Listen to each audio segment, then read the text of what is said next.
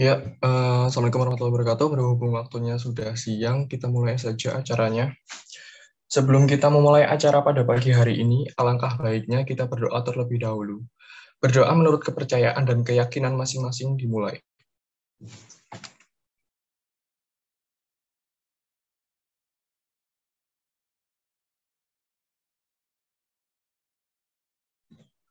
Ya, berdoa selesai. Assalamualaikum warahmatullahi wabarakatuh. Yang terhormat Ibu Aryefa Evianingrum MSI selaku Kepala Jurusan Filsafat dan Sosiologi Pendidikan, Program Studi Kebijakan Pendidikan. Yang terhormat Bapak Amris Tiora Harjo SPD MPA selaku pendamping Hima Kebijakan Pendidikan 2021. Yang terhormat Ibu Evi Rofiqoh Indah Saputri SPD MPD selaku Kepala Laboratorium Jurusan Filsafat dan Sosiologi Pendidikan, serta segenap dosen Jurusan Filsafat dan Sosiologi Pendidikan yang membersamai acara pada pagi hari ini. Dan yang berbahagia seluruh peserta yang telah hadir dalam acara diskusi kritis pendidikan Hima Kebijakan Pendidikan 2021.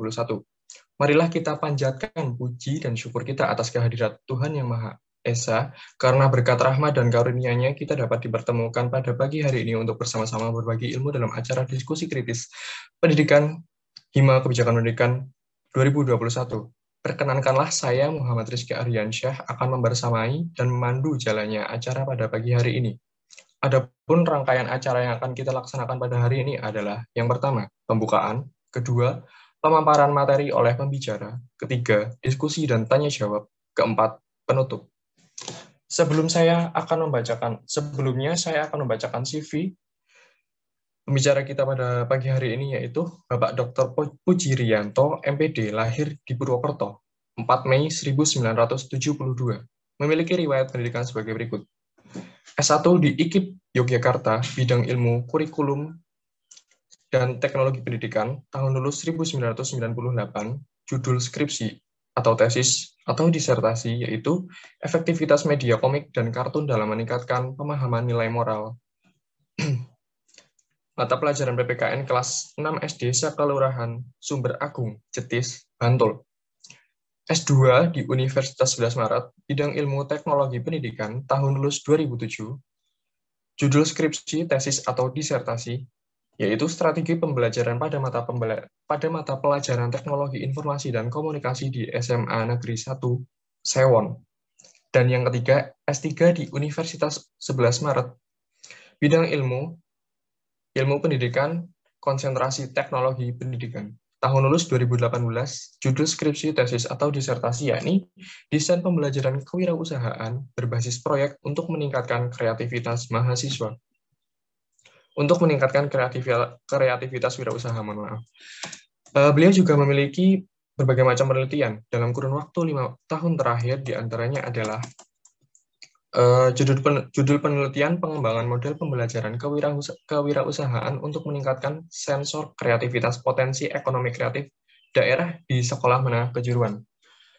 Penelitian ini pada tahun 2015 didanai oleh DP2M Dikti dengan dana total 55 juta rupiah.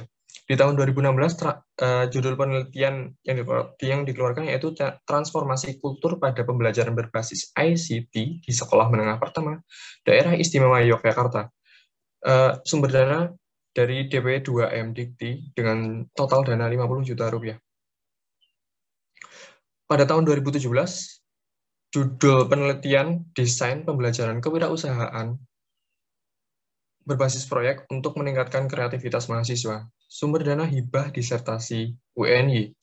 Total dana 30 juta rupiah. Di tahun 2018, kajian dengan judul kajian implementasi kurikulum diklat teknis Bandiklat DIY.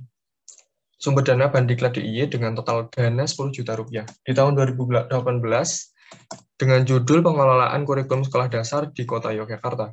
Sumber Research Group dengan total dana 18 juta rupiah. Bapak Dr. Puji Rianto, MPD, juga mengabdi pada masyarakat dalam berbagai jenis kegiatan.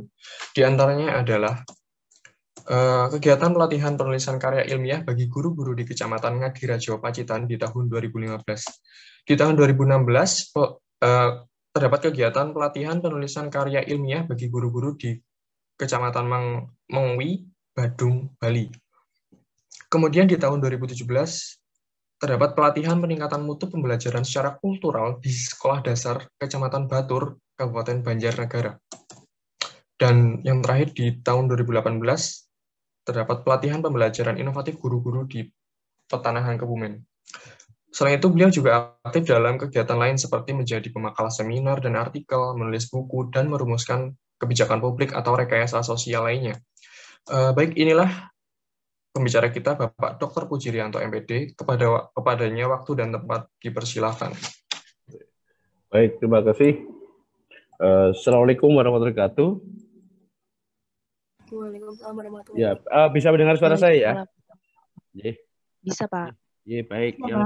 Ya, Yang saya hormati Ibu Dr. Areva selaku Kepala Jurusan AKP ya. Kemudian Bapak Ibu dosen AKP dan Hima AKP. Terima kasih atas waktunya. Pada kesempatan ini kita bertemu kembali. Tadi moderatornya masih apa ya? Saya lupa. Namanya lupa saya. Oh, Mas Muhammad. Ya, Mas Muhammad. Baik, ini kami nanti langsung memaparkan. Jadi pada kesempatan ini terima kasih dulu sebelumnya. Ada wacana untuk melakukan diskusi kritis. Ya. Tadi sudah dibacakan CV saya. Maaf kalau ada yang kurang karena yang 2019 dan 2020 belum tercover di situ. Teman-teman sekalian, teman Hima, diskusi ini cukup menggelitik bagi saya ya. Nah, nanti kami akan berbicara soal diskursus aktualisasi pendidikan holistik itu dari perspektif tentunya kalau kami adalah perspektif dari pendidikan. Ya. Nah, izinkanlah saya untuk mencoba menayangkan presentasi saya. Ya. Apakah bisa dilihat ya? Bisa dilihat? Bisa, Pak. Oke, bisa dilihat. Baik. Saya akan mulai dari awal dulu. Slide pertama sebentar. Ini ya, from beginning ya. Oke, pendidikan holistik dalam pusaran digitalisasi pendidikan. Waktu saya diberikan topik ini oleh Mbak siapa dari Himat AKP, saya menyanggupi karena ada suatu hal yang memang perlu untuk kita diskusikan. Bahkan kalau bisa nanti kita diskusikan secara kritis, baik dari perspektif kami teknologi pendidikan, juga nanti dari perspektif kebijakan di KP. Nah, persoalan pendidikan holistik ini sebenarnya sudah sejak lama, ya, sejak lama menjadi suatu persoalan yang krusial, tapi juga tidak kunjung kemudian dalam praktek pendidikan bisa terwujud dengan baik. Nah, teman-teman sekalian, sebelum masuk ke tema tentang pendidikan holistik, tentu saya teringat dengan tulisan dari seorang tokoh dari Afrika Selatan, ya, itu namanya Jan Smuts ya, yang menyatakan tentang kalau kita lihat dari sejarahnya bahwa pendidikan holistik itu dari kata holistik, holisme ya, holism itu. Nah, holistik itu sendiri adalah ada buku yang terkenal. Kalau Anda punya bukunya ini, mungkin ini adalah buku yang wajib dibaca ya. Holism and Evolution, Jan Christian Smuts dari Afrika Selatan. Nah, jadi holisme itu sendiri kan suatu aliran filsafat sebenarnya, ya, yang memandang bahwa segala sesuatu itu dilihat dari sebagai satu kesatuan yang utuh, ya. Satu yang holos berarti semua atau keseluruhan. Nah, baik sistem alam semesta, kimiawi, hayati, sosial dan sebagainya itu harus dipandang suatu utuh. Bukan merupakan bagian-bagian. Kalaupun itu bagian itu dilihat dari komposisi secara utuh. Sehingga dalam konteks ini maka sebenarnya manusia itu juga harus menjadi sosok yang utuh. Nah, manusia itu sebenarnya menjadi sosok yang utuh atau sosok yang bisa dikatakan holistik tadi. Nah, menjadi manusia yang holistik, yang utuh inilah maka diperlukan suatu pendidikan juga yang holistik. Nah, tetapi ada persoalan besar ketika kemudian dalam praktek pendidikan di sekolah-sekolah itu yang terjadi adalah justru memecah, ya, tidak lagi kemudian secara pendidikan proses yang dialami itu adalah holistik. Nah, kita kalau mencoba untuk meramu mendefinisikan tentang pendidikan holistik, maka sebenarnya bisa dikatakan pendidikan holistik itu adalah bagaimana sebenarnya si siswa itu bisa menemukan identitas diri, makanya identitasnya harus jelas, identitas diri, menemukan makna daripada hidupnya itu, dan juga tujuan hidupnya itu, ya, tujuan hidup itu akibat adanya hubungan dengan masyarakat, ya, kemudian lingkungan, ya, masyarakat, lingkungan, dan juga nilai-nilai spiritual yang ada. Nah, tetapi kita lihat sekarang dalam praktek pembelajaran di sekolah dimanapun, mulai sejak kecil sampai besar, yang terjadi apakah kita mendapatkan ini, atau justru kita tercerabut dari hal itu. Nah, atau justru kita dipisahkan dari hubungan itu. Sehingga sebenarnya pendidikan kemudian menjadi proses, ada reduksi proses pendidikan holistik menjadi proses pendidikan yang sifatnya formal. Nah, semacam ini. Ini nanti bisa kita cermati lebih lanjut. Nah, jadi reduksi makna ini terjadi. Pertama, ada miskonsepsi juga pada waktu dulu bahwa pendidikan holistik itu ya pendidikan untuk misalnya dicanangkan baca tulis hitung, ya. Kemudian di dalam undang-undang ada juga tentang pendidikan seutuhnya, tapi pada kenyataannya adalah orientasi pendidikan kita itu tidak demikian. Nah, ini ada masalah besar. Selain miskonsepsi juga adanya dominasi bahwa pengembangan kita bukan seutuh, tapi dimensinya yang lebih banyak adalah dimensi kognitif. Ya, mungkin kurikulumnya kita agak akademis gitu ya, agak akademis. Nah, teman-teman sekalian, di Indonesia sendiri dalam konteks kita ya secara umum ya. Nah, apakah kebebasan mengembangkan diri itu terjadi? Karena pada dasarnya sebenarnya saya mau bertanya-tanya juga. Pendidikan itu untuk siapa toh? Pendidikan itu untuk siapa sebenarnya? Teman-teman bisa berpikir. Kalau kebebasan mengembangkan diri berarti pendidikan itu adalah untuk si belajar atau untuk siswa. Ya, tetapi segala sesuatunya kemudian diatur, dikendalikan, diorientasikan untuk negara. Ya kan? Pendidikan sebenarnya kan untuk individu itu. Ya, untuk individu kita lah, misalnya si peserta warga belajar. Tetapi ya, kemudian negara turut campur di dalam proses pendidikan. Nah, orientasinya bukan untuk kepentingan si individu, tetapi ya yang terjadi dalam praktek adalah kemudian itu untuk kepentingan negara. Anehnya, kalaupun itu untuk kepentingan negara, tetapi kenapa siswa membayar? Nah, logikanya kalau mau kita berasumsi kritis ya, pendidikan itu untuk negara, tapi kenapa siswa membayar? Nah, kemudian kebebasan mengembangkan diri. Coba, ada berapa sih sekolah keberbakatan di kita itu? Sangat terbatas. Sangat terbatas. Kurikulum yang katanya kurikulum merdeka di perguruan tinggi. Pada faktanya itu kan ya, kalau kita ingat ada konstruktivistik itu ada yang konstruktivistik yang kognitif, ada konstruktivistik yang moderat, ada konstruktivistik yang radikal. Tetapi di kita adalah sebenarnya memberikan kebebasan, tapi di statusnya masih ada kendali dan skenario di situ. Nah, ini nanti bisa kita diskusikan juga. Jadi sebenarnya kalau kenapa saya mengambil posisi pada anak-anak, karena ada golden age di situ ya. Nah, sejak awal pendidikan holistik di kita itu memang jauh panggang dari api. Nah, mungkin kalau di tingkat-tingkat awal, mungkin di TK, PAUD dan sebagainya ada. Tetapi apakah selama ini benar-benar itu adalah merupakan pendidikan yang holistik? Ya, karena kalau kita lihat dalam praktek-praktek seharian, tetap di mana di situ ada hadir, ada aturan, ada apa namanya kehadiran negara, kemudian ada aturan-aturan di mana guru-guru itu ya lebih banyak dibebani dengan beban administratif, ya. Jadi kontrol struktur, kontrol kekuasaan terhadap pendidikan, saya dalam tanda kutip mengatakan bahwa apakah ada oligarki dan sebagainya. Nah, ini perlu kita bedah, ya. Nah, sehingga kemudian tercipta itu masyarakatnya. Kenapa sekarang kalau orang berkarakter kuat ya, kenapa masyarakat panoptikon itu masih terjadi? Apa masyarakat panoptikon itu? Segala sesuatunya harus dikondisikan, segala sesuatunya harus dikontrol oleh kekuasaan. Coba Anda masuk toilet saja, Anda itu dikontrol oleh kekuasaan. Anda masuk kelas, Anda dikontrol oleh kekuasaan. Harap buyur 3 kali. Harap buyur 3 kali, itu adalah kontrol. Masuk di kelas, gambar Garuda, gambar apa, ini ada dikontrol oleh kekuasaan. Kenapa bukan sains ilmu pengetahuan yang hadir di situ? Tapi nuansanya adalah kehadiran dalam artian itu adalah kontrol negara. Nah, sebenarnya kalau pengembangan pada seorang belajar itu adalah sebenarnya sejak awal sampai akhir harusnya mereka itu bisa berkembang dalam artian jiwa, raga, dan juga intelektualnya. Tetapi Indonesia nggak kekurangan orang pinter lah, nggak kekurangan orang pinter.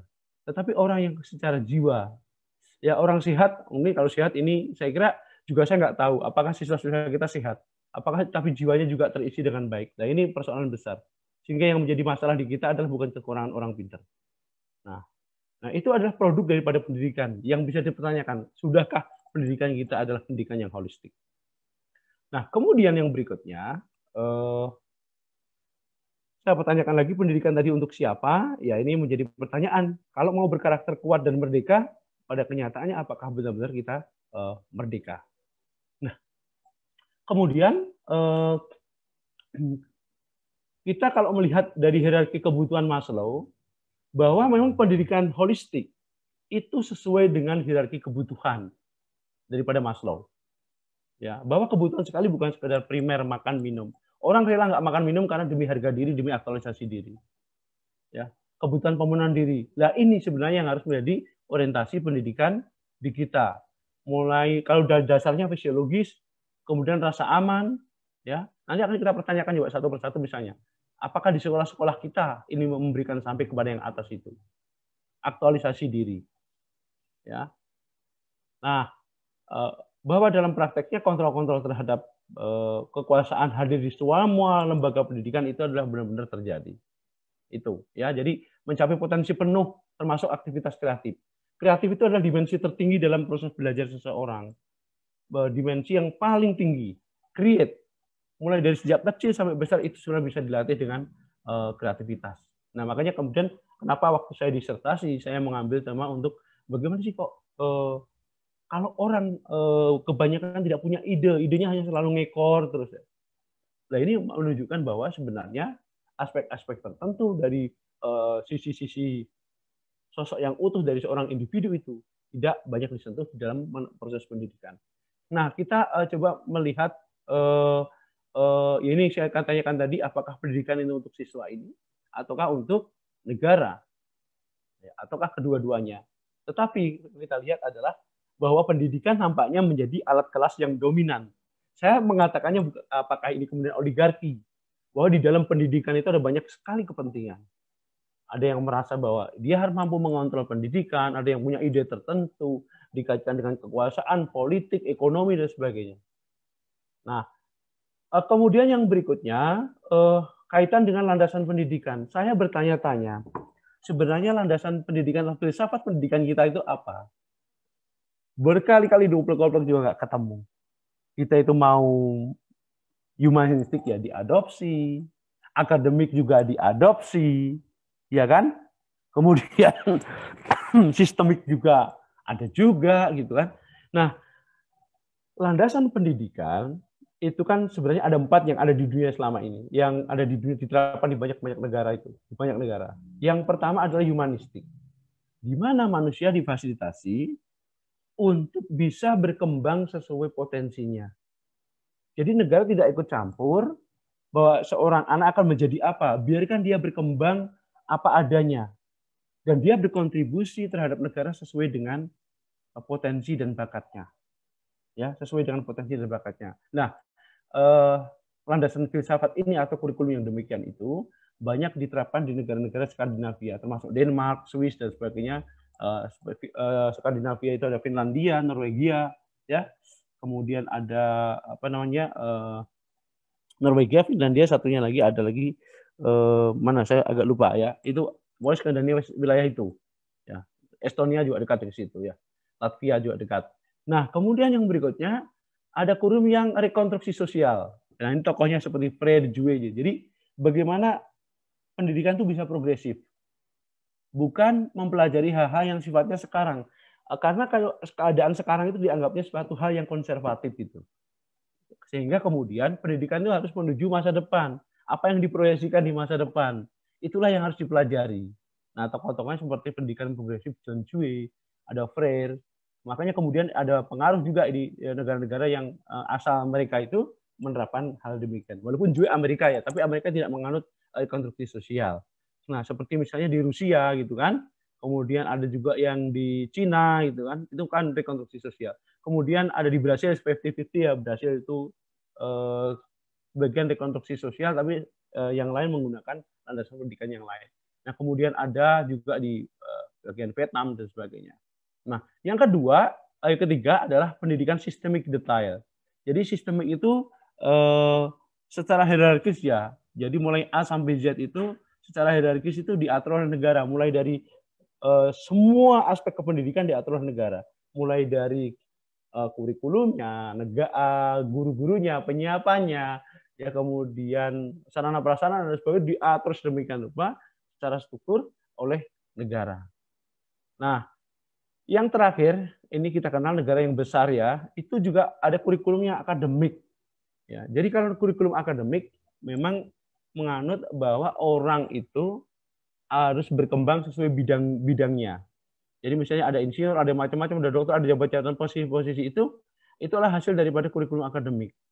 Sehingga dia mengutamakan bahwa seseorang itu ya akan belajar difasilitasi ya melalui bidang-bidang. Nah, bahayanya ataupun dalam dampak negatifnya adalah pengetahuan itu akan menjadi komoditas ekonomi. Sehingga akhirnya kemudian negara kapitalis lah yang kemudian banyak menganut kurikulum yang sifatnya akademik. Ini seperti Amerika seperti itu. Nah, lalu kemudian di Indonesia, saya mau bertanya pada teman-teman nanti menjadi pemantik diskusi.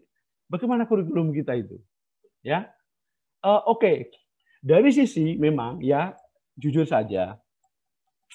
Dari sisi pendidikan kita lihat kalau orang itu pendidikan itu kan ya katakanlah naik tangga ya. Banyak kok orang yang di Indonesia sudah pendidikannya tinggi. Magister, doktor dan seterusnya. Tetapi pertanyaan saya, ada kebijakan wajib belajar ya. Orang sekolah itu kan karena negara menyediakan bahwa wajib belajar dari 9 tahun menjadi 12 tahun. Ya kan? Nah, maka makin banyak orang mengenyam pendidikan. Ada program-program yang orang kemudian mengikuti proses pendidikan. Pertanyaan saya, apakah orang-orang yang mengikuti pendidikan ini menerima pendidikan? Dalam tanda kutip, apakah orang-orang yang mengikuti pendidikan ini menerima pendidikan? Atau mengikuti tetapi dia hanya berkembang aspek tertentu saja. Dalam tanda apakah dia benar-benar menerima pengembangan potensi dirinya secara maksimal, secara utuh, sampai kepada aktualisasi diri. Ini yang jadi pertanyaan. Ya, banyak orang yang mengikuti pendidikan. Sudah. Tapi persoalannya adalah apakah mereka menerima pendidikan? Dalam tanda kata lain, pendidikan yang holistik tadi. Dan saya kira kalau ini Anda survei, hampir saya berani mengatakan bahwa terutama dalam tanda kutip di sekolah negeri, hal ini tidak banyak terjadi. Kecuali sekolah-sekolah swasta yang lebih progresif, kemudian menganut humanistik ya, itu ada mulai bermunculan. Nah, saya kira nanti Anda sebagai seorang analis seorang FFP itu kan filsafat pendidikan ya, itu tentu harus berpikir sampai ke dalam ke situ. Apa kemudian yang menyebabkan hal demikian? Nah, teman-teman sekalian, saya menduga bahwa memang ada oligarki di bidang pendidikan kita itu. Jadi oligarki itu adalah bahwa kehidupan dan seluruh aspek kehidupan bisa termasuk pendidikan itu dikontrol oleh segelintir elit. Entah dari militer, dari kemudian kelompok tertentu yang punya kekuatan besar seperti itu. Bagaimana dunia juga begitu kan. Ya, ada oligarki. Nah, ini mudah-mudahan ada yang berani seperti itu. Kita berarti untuk membongkar hal demikian. Nah, sehingga kemudian sebenarnya kalau kita bicara soal pendidikan kan sebenarnya ingin menjadikan manusia yang sebenarnya bisa menjadi agen belajar bagi dirinya, bisa mengambil keputusan-keputusan yang tepat. Tetapi untuk mengambil keputusan itu memerlukan pengetahuan di luar dirinya dan memerlukan pengetahuan tentang bakat dan minat dirinya. Saya itu di mana bidang saya.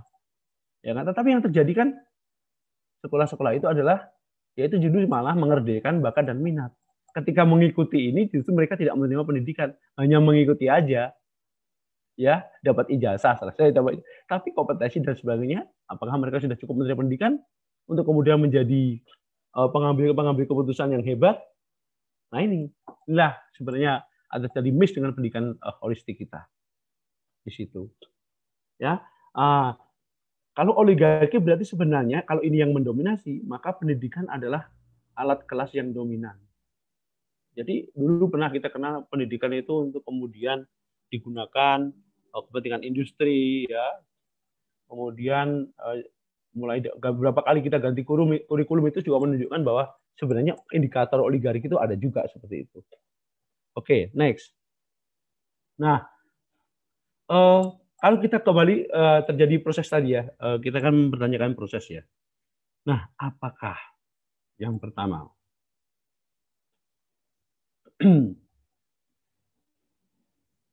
secara fisik anak-anak kita, siapa yang mengikuti sistem di sekolah kita, pendidikan kita, itu fit dan sehat. Jiwa raga, fit dan sehat. Anda bisa lakukan penelitian ini. Nah, berarti kalau tidak, itu berarti sebenarnya secara fisikal dan pengembangan motoriknya itu tidak berkembang dengan baik. Nah ini, sehat tidak.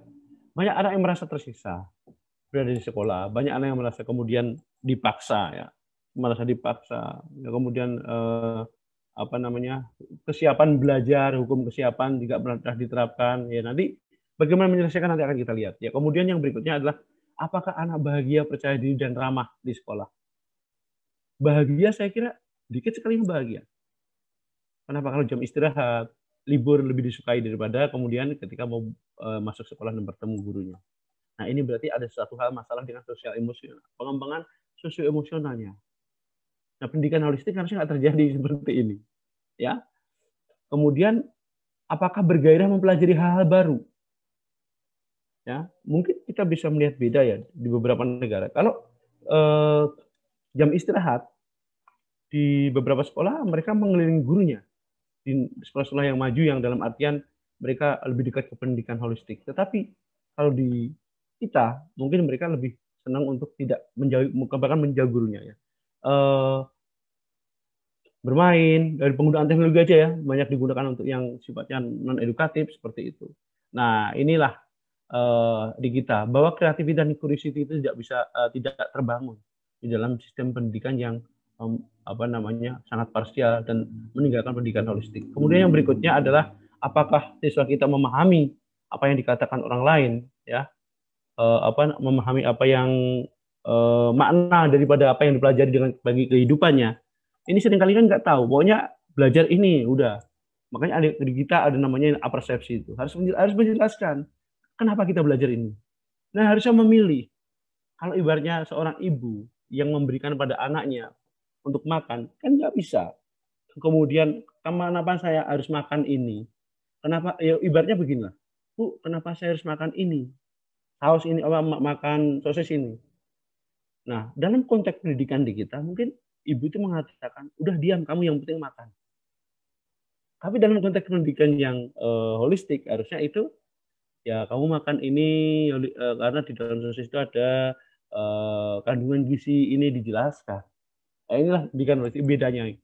Ya, dalam mensikapinya. Kemudian, apakah anak-anak kita dan kita semua yang menjadi warga belajar bebas untuk mengekspresikan pikiran dan memahami orang lain? Nah, apakah itu kita dikontrol oleh kekuasaan tadi? Mau ini dikit udah ini ya. Ini pengembangan bahasanya, pengembangan bahasa di situ, anak-anak. Kalau kita belajar neuroscience, seperti putri malu, seperti siput, begitu kita sentuh ujungnya, maka dia akan mundur, akan kemudian dia akan menghilang, membunyi. Putri malu juga begitu. Ya karena apa? Sebelum mengekspresikan pikiran, ya, itu kemudian yang terjadi adalah tadi seperti tadi, udah diam kamu ilmunya ini. Nah jadi kekuasaan ini begitu kuatnya, ya kemudian bisa mengontrol dan negara menetapkan standar terhadap pendidikan kita. Nah ini yang kemudian belum tentu itu sesuai dengan kebutuhan daripada peserta belajar. Ya. Nah kemudian berikutnya gini, saya mencoba untuk kita kembali ke ya. Saya menemukan suatu teori yang namanya teori disjuncture. Teori disjuncture ini dari Jarvis ya. Apalagi di situasi karena ini kan harus pusaran digitalisasi kan. Nah, sekarang kita dipaksa untuk ada digitalisasi pendidikan dengan situasi pembelajaran yang online. Nah, kita pahamlah pembelajaran online ini menimbulkan banyak masalah. Banyak ragam masalah baik di orang tua, kemudian di siswa, juga di guru. Nah, ada kondisi yang disebut dengan disjuncture itu. Disjuncture itu apa? Suatu kondisi misalnya bahwa ada suatu momentum yang nanti ketika itu tidak bisa diambil, kita berefleksi atau mengambil hikmah pelajaran ya dari peristiwa itu, maka kita akan semakin tenggelam. Tetapi kalau bisa mengambil momentum itu, maka kemudian kita bisa lebih baik, bisa menapak lebih baik. Nah, persoalannya adalah banyak sekali proses pendidikan selama COVID ini yang online daring itu disamakan dengan luring. Yang terjadi apa? Ya sudah, siswa diposisikan menjadi objek daripada sistem pendidikan. Tugas ya. Sudah ada surat edaran menteri juga nggak jalan. Kebanyakan sekolah juga tugasnya banyak gitu kan. Akhirnya kan lupa bahwa esensinya pengembangan pendidikan holistik itu salah satunya adalah pengembangan keterampilan belajar mandiri. Karena apa? Memasuki masa digital, kontrol belajar itu tidak lagi ada di guru, tetapi ada di siswa. Karena siswalah yang nanti akan dia banyak mendapatkan informasi dari dunia maya, ya, dari dunia maya. Dan tidak lagi bisa dikontrol. Maka guru-guru ini harus orientasinya adalah bagaimana supaya tidak terjadi disjuncture, itu tidak boleh terjadi reduksi makna pendidikan. Pendidikan online itu harus seperti apa? Ini masalah besar. Masalah besarnya adalah ketidaksiapan di pihak guru. Juga pemerintah juga gagap. Ini masalah besar. Nah ini masih terus terjadi ini. Sampai saat ini kita juga belum punya platform yang jelas mau seperti apa. Ini yang saya katakan di arus digitalisasi pendidikan holistik justru semakin akan terjadi jurang antara pendidikan holistik dengan praktek pendidikan yang ada di dalam masa pandemik ini. Ya karena sebenarnya kan itu kan respon budaya ya. Yang nggak tergantikan oleh online itu adalah respon budaya, idiosyncratic response. Dan sebenarnya teknologi bisa mendekatkan guru-guru ini untuk melakukan itu. Tetapi kompetensi ini yang jadi masalah. Kompetensi guru kita menjadi masalah. Nah, itu sehingga terjadi reduksi daripada makna pendidikan. Nah,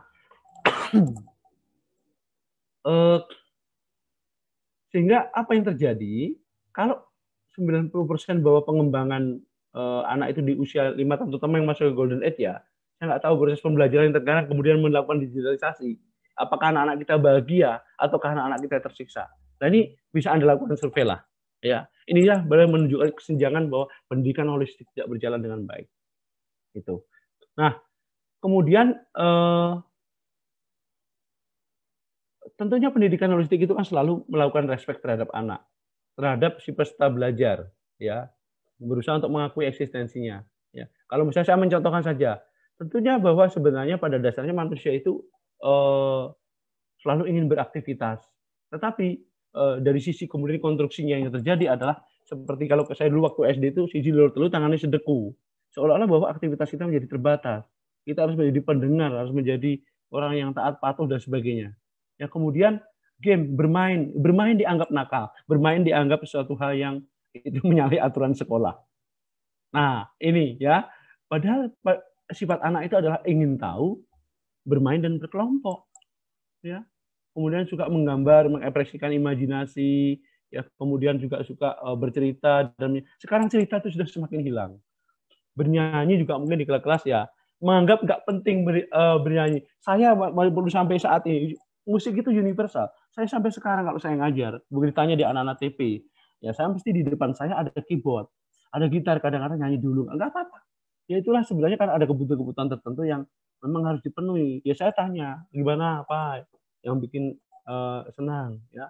Jangan sampai kemudian yang terjadi adalah di masa disjuncture tadi, yang masa COVID tadi, yang terjadi yang namanya cognitive load. Jadi beban kognitif itu jadi banyak sekali. Itu yang kemudian menyebabkan unschooled mind. Pikirannya nggak pernah sekolah karena terlalu bebal kemudian. Nah ini yang berbahaya bagi masa depan bangsa kita. Ya, jadi kalau pikiran bebal teman-teman desain itu seolah-olah bahwa mobil yang lewat banyak tapi jalannya sedikit sehingga terjadi kemacetan. Maka dia tidak akan bisa meneruskan informasi yang banyak. Padahal siswa ke depan akan berhadapan dengan banyak informasi yang besar. Nah kemudian berikutnya kami menyampaikan ya ini mungkin di KP juga nanti akan tantangan di KP adalah di FSP adalah bagaimana sebenarnya landasan pendidikan kita harus diletakkan di mana dalam menghadapi era disrupsi, era digital itu terkait dengan pendidikan holistik.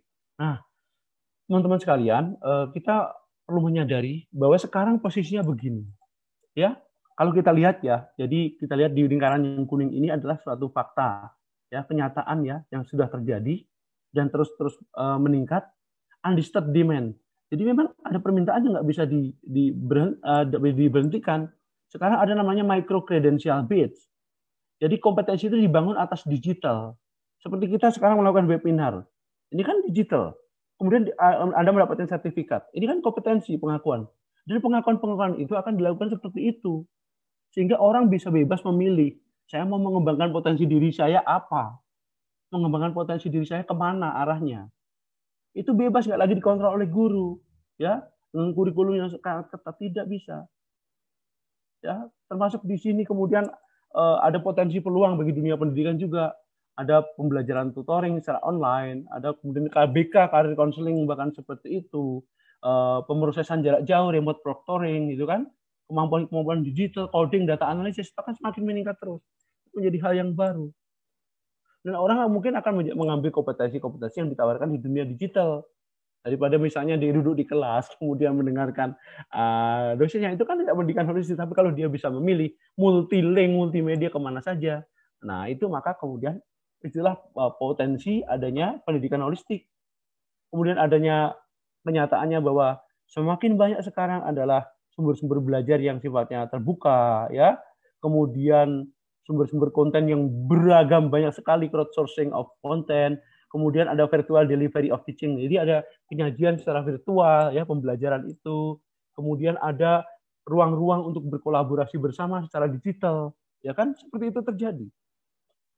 Nah, ini akan menggeser, termasuk di dalam sistem bisnis dalam dunia pendidikan yang era disrupsi itu, kelas-kelasnya akan digantikan oleh MOOCs, ya, Massive Online Open Online Course atau spesifik online course. Nah ini, maka kurikulum itu harus sekarang harusnya tidak lagi kurikulum yang sifatnya seperti di kita ini, ya, nggak jelas seperti itu. Tapi kita harus punya kebijakan yang jelas bagaimana menyambut digital teknologi ini, mempersiapkan generasi muda untuk bisa menjadi pembelajar mandiri bagi dirinya sendiri. Ya, itulah sebenarnya esensi nanti pendidikan holistik yang diletakkan otonominya pada si belajar, tetapi itu harus dibekali. Nah, guru-guru mampu nggak seperti itu, membekali, mempersiapkan, memfasilitasi yang demikian. Nah ini, ya, termasuk immersive learning dan sebagainya. Nah ini, kemudian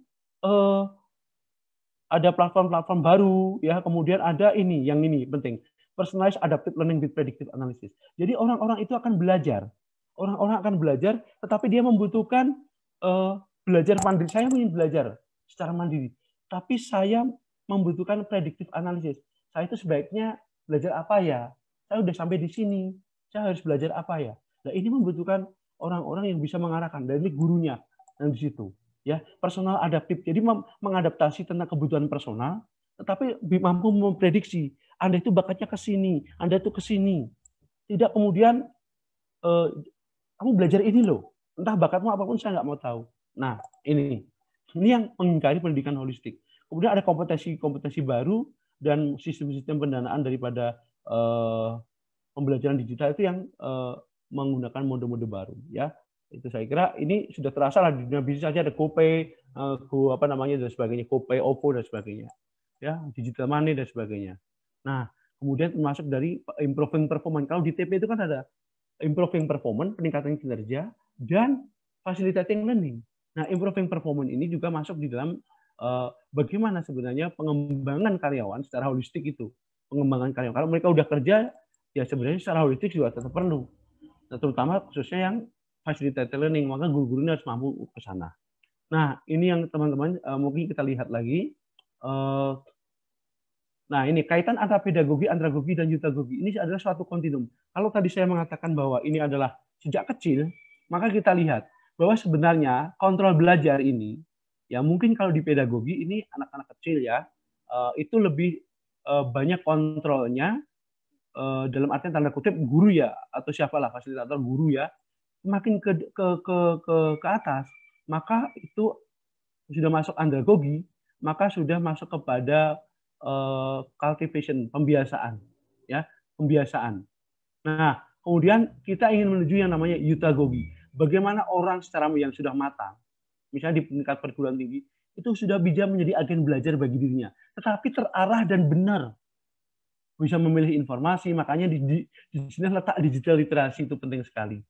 Nah, persoalannya adalah proses pendidikan yang dilalui tadi dalam tangga tadi, mulai sejak kecil sampai ke sini, itu selama ini terjadi di janter juga. Jangan-jangan dengan masa COVID ini, yang terjadi adalah hanya luring sama dengan daring. Pemindahan materi, transfer of knowledge, tapi bukan transformasi pendidikan. Nah, yang terjadi apa kemudian? Tidak terjadi transformasi pendidikan, makanya kita lihat banyak sekali siswa-siswa ini menjadi objek. Sejak kecil nggak dilatih kok tentang belajar mandiri ya, untuk bisa menentukan sendiri belajarnya pada level pedagoginya. Pedagogi ini kan sebenarnya keterlibatan ya, engagement-nya. Ini kemudian pembiasaan. Ya ini mungkin di kelas-kelas sampai SMP kelas 2 ya pedagogi. Kalau ketika kemudian sampai SMA, di SMP sampai SMA, ini menurut teorinya Gibbon ya, ini kemudian level andragogi, kemudian level eutagogi. Tapi yang terjadi apa? Kenapa kemudian pendidikan holistik itu nggak bisa tidak kemudian menemukan bahwa seseorang bisa menjadi pembelajar bagi dirinya yang berkarakter kuat? Ya karena itu tidak dibiasakan sejak kecil. Makanya setingkat mahasiswa saja belajar masih harus pedagogi disuruh, karena yang diterapkan ini adalah pedagogi. Saya baru saja melakukan wawancara dengan peserta diklat di suatu badan, di suatu lembaga. Ya, pesertanya orang dewasa, tapi pembelajarannya masih pedagogi. Karena apa? Karena ada strukturnya, itu ada jam mengajarnya, ada JPA-nya, harus tanda tangan administratif, maka diselenggarakanlah kegiatan itu. Ini yang saya katakan bahwa rezim administratif, rezim itu bisa siapapun. Rezim administratif itu telah mengontrol kita semua, sehingga kemudian praktek pendidikan holistik itu tidak bisa berjalan dengan baik. Ya, sehingga ini nggak berkembang ini ya. Ya, semakin matang kan harusnya kan kontrol guru semakin berkurang. Tapi pada kenyataannya dia masih disuapin seperti itu. Ya, ini. Ya, makanya sebenarnya kalau kita mau pelajari benar secara psikologis ya, di grade berapa itu masing-masing punya penekanan dimensi yang berbeda-beda. Nah, ini guru banyak yang nggak tahu. Ya, banyak yang nggak tahu. Dan pemerintah kebijakannya apakah juga sampai melihat ke hal-hal yang demikian? Ya. Nah, bagaimana menciptakan lingkungan belajar yang digital itu? Ini tantangan terbesar loh. Belum ada taksonominya, ya. Lingkungan belajar yang digital itu belum ada taksonominya. Kalau misalnya untuk kelas anak SD, lingkungan belajar digitalnya seperti apa gitu, ya. Nah, ini jadi pengembangan otonomi, akhirnya kan sebenarnya pengembangan otonomi. Orang bisa mencapai kapasitas dan kapabilitas. Ya, lebih humanistik ya, kemudian double loop reflection, bisa berefleksi terhadap belajarnya, meta analisis seperti itu. Ya, kemudian kalau di dalam self directed learning harusnya bisa melakukan inisiatif ya. Tapi apakah benar anak-anak kita dicekoki atau inisiatif? Kenapa inisiatif nggak berkembang? Ya karena aspek-aspek tadi tidak disentuh. Kreativitas diberikan untuk kemudian menyampaikan, mengekspresikan sesuatu, gagasannya tidak ada. Ya, sangat kurang. Itu seperti itu. Nah, kemudian yang self regulated juga demikian.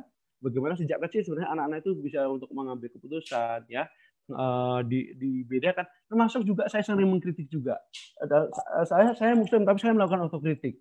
Bagaimana ceramah-ceramah di dalam di masjid di mana itu sering kita lihat ya, jamaah itu hanya mendengar saja, jarum hipodermik satu aja, satunya bicara ini, satu bicara ini. Mana bisa cerdas?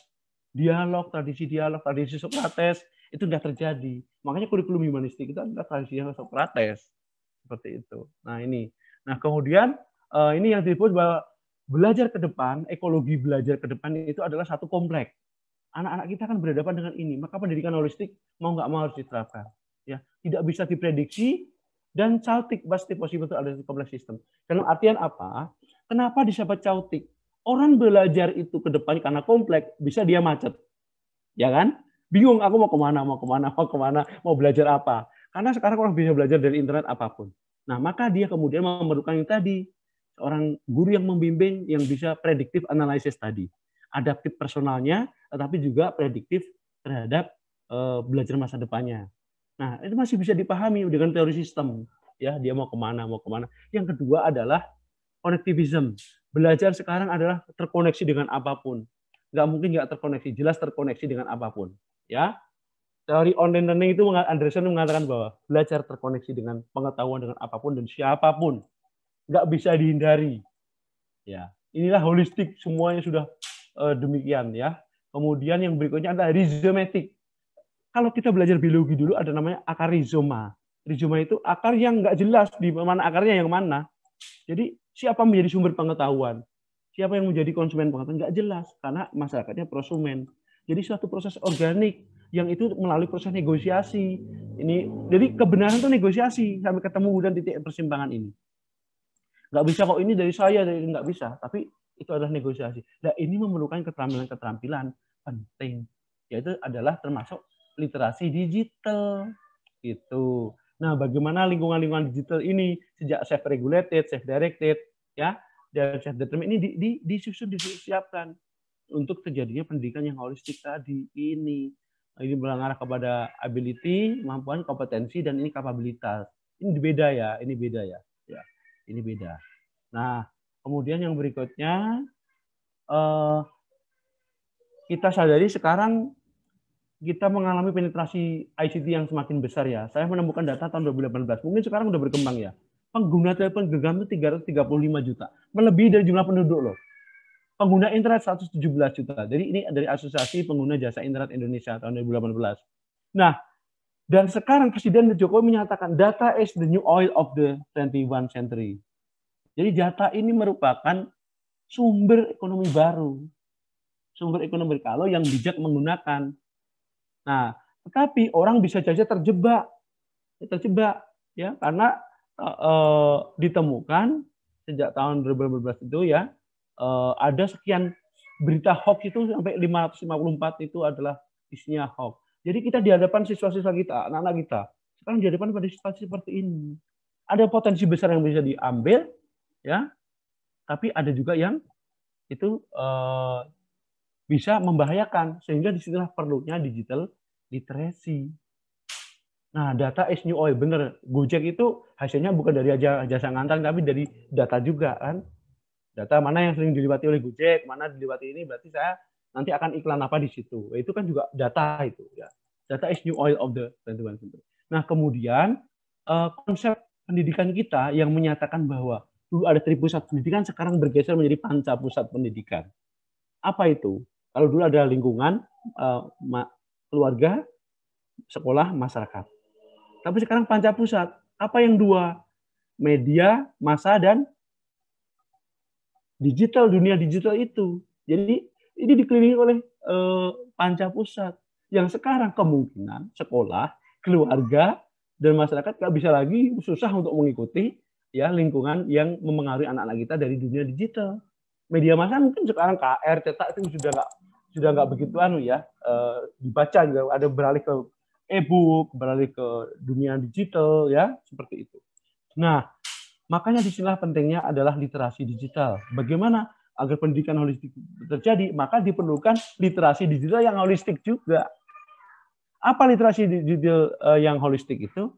Yaitu adalah beragam kemampuan yang melibatkan kemampuan kognitif yang kompleks, bukan cuma pemahaman, pengetahuan, analisis, sintesis, tapi juga kreativitas. Karena akan menjadi masyarakat prosumen, membutuhkan juga keterampilan motorik, ya, sosiologi, kemasyarakatan, hubungan emosi, dan sebagainya. Nah, ada banyak, kalau di kurikulum 2013 kita lihat, itu literasi itu ada banyak sekali ya, termasuk yang literasi digital. Tapi saya menemukan, kalau kita mau fokus, menurut Esed ya, seorang peneliti dari Israel, jadi biasanya Israel itu agak ini ya, agak advance ya, ya. Nah itu literasi yang diperlukan adalah termasuk fotovisual literasi. Visual literasi bagaimana anak-anak itu bisa membedakan gambar ini sebenarnya. Gambar yang bagaimana hoax tidak ya, gambarnya bisa menganalisis suatu visual gitu kan. Udah reproduction literasi. Dia dari mendapatkan informasi kemudian menuliskan kembali. Tapi bagaimana dengan cara benar? Ya, tidak bersumber dari yang sifatnya adalah hoax misalnya. Itu kaitan dengan information literasi. Kemudian branching literasi. Nah, bagaimana bisa kemudian dia mencari informasi yang terkait ya, mungkin multimedia yang tidak berpikir linear gitu kan. Nah, informasi ini kaitannya dengan ini, dengan ini, dengan ini. Nah, dia kan akan membentuk secara holistik tuh pengetahuannya itu. Ya, dari satu titik kemudian tadi branching, connectivism ya, complexity, dan kemudian ada lagi tadi rhizomatic tadi. Kalau rhizomatic lebih kepada sosiologinya ya itu. Nah, kemudian informasi literasi dan socio-emosional literasi. Bagaimana menghindari jebakan-jebakan? Karena kemampuan sosio-emosional itu harus tahu ya. Oh, ini adalah jebakan, ini adalah informasi yang sifatnya adalah tidak benar. Kemudian ini informasi yang secara sosio-emosional mengganggu gitu ya, mendistorsi ya gitu. Itu harus bisa membedakan seperti itu. Nah, inilah kemudian letaknya guru sebenarnya. Nah, gurunya literate dulu belum? Pertanyaan saya, gurunya literate dulu belum? Kalau dia mau menjalankan pendidikan holistik di era digitalisasi, persoalan pertama saya menanyakan guru. Apakah guru-guru kita ya, dan sampai di mana kebijakan pemerintah? Apa kita tuh demografinya besar ya, jadi memang agak rumit. Ada yang daerah tertentu infrastrukturnya masih terbatas ya, tetapi sekarang infrastruktur itu semakin berkembang dengan adanya teknologi yang namanya dengan adanya HP ataupun genggam gitu kan. Nah, kebijakan infrastruktur itu membicarakan tentang rasio komputer dan siswa berapa tahun 2002 ke bawah, itu generasi pertama. Nah, kemudian bergerak ke inovasi, pengembangan konten, pelatihan untuk guru. Tapi dulu pelatihan untuk guru ini nggak bisa bermigrasi karena ada konsep yang salah di situ. Pelatihannya itu adalah pelatihan tentang penguasaan aplikasi kontemporer. Belajar Corel, begitu Corelnya ganti versi bingung, tapi tidak diintegrasikan. Makanya mata pelajaran TIK itu hilang, salah satunya itu. Karena ternyata hanya menyebabkan parsial ya. Jadi kalau orang belajar Corel, begitu Corelnya ganti, untuk apa Corel? Tapi harus diintegrasikan, difungsikan dalam mata pelajaran. Misalnya biologi, ya, untuk menggambar sistem pencernaan. Belajar animasi untuk menganimasikan. Harusnya begitu, langsung penggunaan sehari, pembudayaan di situ. Nah, kemudian kemampuan dalam mengajar, mengintegrasikan teknologi secara bermakna. Nah, jadi kalau guru-guru kita belajar ini baru nggak bisa migrasi, dia bingung ya, nangani masalah kesulitan di komputer, troublemaking dan sebagainya, ada trouble gitu kan, bingung, jaringan bingung gitu. Ini adalah guru central point. Ini dari suatu komisi di Eropa telah melakukan penelitian besar-besaran, dan ternyata guru lah. Kita lihat aja, apakah kita benar-benar guru-guru kita dipersiapkan dengan benar lah? Saya tanya, Anda mengajak Anda untuk berdiskusi ya. Jadi orang menggunakan teknologi itu kan linear developmentalis ya. Jadi seolah-olah teknologi itu satu-satunya obat panacea, satu-satunya obat yang bisa mengatasi segala persoalan. Tapi pemahaman teknologi aja masih seringkali salah kaprah. Teknologi itu kan diartikan sebagai hardware, software. Padahal brainware itulah penting, ide-ide itulah penting. Ya, karena dengan demografi Indonesia yang besar, ide-ide pembelajaran itu harus kaya menghadapi yang anak jalanan, anak yang petani, itu harus beda-beda, teknologinya harus beda-beda. Nah, makanya itu pemahaman aspek pedagoginya harus kuat dulu. Nah, persoalannya, meskipun pemerintah sudah menerapkan 4 kompetensi, itu tapi kompetensi itu adalah terfragmen, diametrikal gitu. Kompetensi sosial sendiri, kompetensi pedagogi sendiri, ya, kompetensi personal sendiri, ya, profesional juga sendiri ya, kayak gitu ya. Kompetensi itu masih terfragmen. Nah, jadi yang diperlukan adalah orientasi. Sekarang orientasinya bukan pada materi pembelajaran, tetapi pada keterampilan abad 21. Nah, kita orang pintar nggak kekurangan. Materi-materi faktual bisa dibaca kok. Bisa dikirimkan lewat e-book, e-modul, dan sebagainya. Ya, tetapi yang terpenting sekarang adalah apakah guru kita menguasai aspek pedagoginya. Apakah ada otonomi dan dukungan. Otonomi guru. Coba, apakah guru-guru kita otonom? Sebagai suatu profesi guru itu aneh. Pilot bisa ngajar jadi guru. Bisa kok tanpa pendidikan bertahun-tahun. Jadi dia pendidikannya pilot. Tapi begitu suruh mengajar di kelas, bisa. ya kan? Kemudian dokter bisa ngajar di kelas. Tapi guru diminta untuk jadi dokter, nggak bisa. Guru diminta kemudian jadi pilot, nggak bisa. Jadi kemudian ada satu profesi yang paling aneh. Profesi yang dianggap profesional, tetapi masih dicampuri. Masih dicampur, diadukkan. Kebijakannya juga nggak jelas. Ya. Nah, apakah guru-guru kita percaya diri menggunakan ICT dalam perspektif pedagogis? Saya yakin tidak. Ya, pandemik membuktikan kok. Ya, bahkan di tingkat perguruan tinggi juga demikian.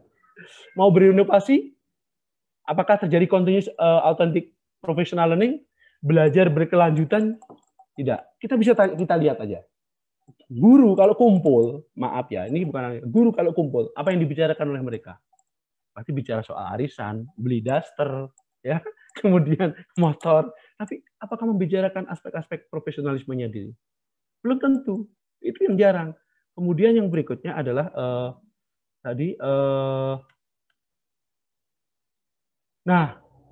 mengatasi transformasi pendidikan di era digital ini untuk pendidikan holistik memang tidak ada satu cara pun yang paling manjur. Tetapi guru adalah central point. Mau nggak mau. Nah, kalau kita lihat sekarang, guru ini kondisi guru kita ya. Jadi kalau Anda melihat, saya tidak menyalahkan guru, tapi mereka akibat dari, ya, kalau kita lihat ini bukan persoalan hulu, tapi bukan persoalan hilir, tapi sejak hulu. Ya, jadi guru-guru kita kan dituntut oleh TPEC sekarang, ya, TPEC sekarang. Nah, jadi kemampuan menggunakan teknologi juga harus, kemampuan pedagoginya harus, kemampuan kontennya harus, ya. Pedagoginya masuk, kontennya menguasai, teknologinya menguasai. Tapi bagaimana guru-guru kita kondisinya sekarang? Ada gelas kosong. Apa maknanya? Guru kita ada yang empty konten, menguasai pedagogik, tetapi maaf, ya, penguasaan materinya nggak kuat. Ada yang menguasai pedagoginya, tapi penguasaan materinya nggak kuat, dan sebaliknya penguasaan kontennya kuat, tapi pedagoginya kurang gitu. Nah, tapi pada kenyataannya kita orang IKIP ya, kita orang UNJ sekarang. Pada kenyataannya banyak sekolah-sekolah yang maju itu justru staf pengajarnya bukan dari kependidikan, dari non kependidikan. Nah, ini nanti kita refleksikan kenapa demikian. Dan juga ada yang salah kamar. Coba temui berapa banyak sarjana hukum ngajar di sekolah dasar, jadi PNS ya kan, sarjana ekonomi, salah apalagi di Pemda, banyak sekali ya salah kamar ini. Karena apa? Kita nggak punya rujukan yang jelas tentang pengembangan profesi guru. Sejak awal Jepang itu jelas, buah matom pertama tanya gurunya masih berapa. Mereka punya kepedulian yang tinggi tentang kependidikan. Nah, di kita coba kita lihat LPTK ya, kita perlu revitalisasi. Saya sudah nulis artikel ini, Anda kalau klik ya, revitalisasi pengembangan profesi guru, Pujianto akan muncul tuh artikel itu. Ya. Jadi pertama, dulu LPTK kita kan namanya IKIP. Sekarang bermetamorfosis menjadi universitas. Mengerjakan dua mandat, ada kependidikan dan kependidikan. Ya jelas jadi mandul. Kenapa mandul? Yo, kependidikan setengah-setengah, non kependidikan setengah-setengah. Kerjanya seperti di just mode itu. Dan kemudian dulu masuk IKIP itu adalah dianggap kelas kedua. Ya karena pemerintah itu menghargainya Umar Bakri guru itu. Nah, kemudian perekrutan yang tidak ketat ya. Kemudian ada penyatuan kamar. Coba di Undang-Undang Guru dan Dosen sampai sekarang belum dirubah tuh. Pasal 9 menyatakan guru itu bisa berasal dari S1, pendidikan dan non-kependidikan. Yang penting S1 atau D4. Nah, ini nggak jelas sopo atau sebenarnya harus mencetak guru gitu sopo. Juga pasal 11 cek aja itu Undang-Undang Guru dan Dosen. Nah, kemudian dalam perjalanannya ya, dulu pemerintah ada namanya program SD Center. SD Center itu apa? SD inti. Guru-guru yang baik akhirnya apa? Pindah ke SD Center, sehingga terjadi disparitas kualitas guru, yang maju ya maju, yang enggak. Kebijakan otonomi juga. Otonomi itu kan memberikan kewenangan untuk mengatur kewenangannya sendiri, sehingga kemudian guru-guru itu ya itu lebih banyak ke daerah-daerah tertentu yang itu bisa dikatakan PAD-nya tinggi dan sebagainya. Nah, gitu. Di daerah sendiri tidak ada pemerataan. Termasuk undang-undang pokok ya, pemerintahan daerah nomor 5 tahun 74. Kemudian ada Undang-Undang nomor 22 yang pelaksanaan sebagian urusan pendidikan, dan sekarang mungkin SMA menengah itu sudah diatur ke provinsi dan sebagainya. Nah, ini menyebabkan rentang kendali terhadap pendidikan guru itu menjadi sangat pendek. Ya karena apa tadi itu? Ada kebijakan-kebijakan di situ. Nah, saya kira itu yang jadi kemudian ada banyak miskonsepsi lain yang terjadi berkaitan dengan pendidikan guru, dan saya menyarankan kalau ada model-model, nggak ada sebenarnya model pendidikan holistik yang paling cocok. Yang ada hanya prinsip-prinsip Montessori pun hanya prinsip-prinsip ya, inklusivitas, kemudian ada interkoneksi, ya, dan sebagainya.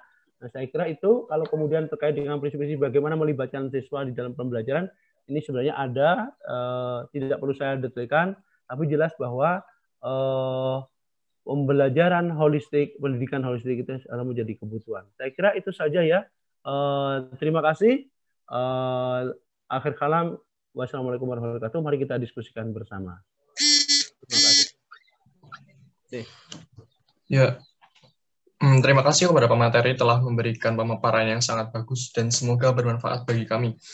Selanjutnya kita akan memasuki sesi tanya jawab. Sebelum memulai sesi tanya jawab, saya akan membacakan beberapa ketentuan yang harus diperhatikan.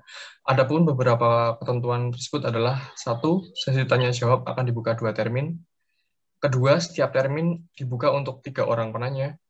Ketiga, peserta yang hendak bertanya diharapkan untuk mengetik T pada kolom chat 3 orang tercepat atau teratas yang akan dipilih oleh moderator.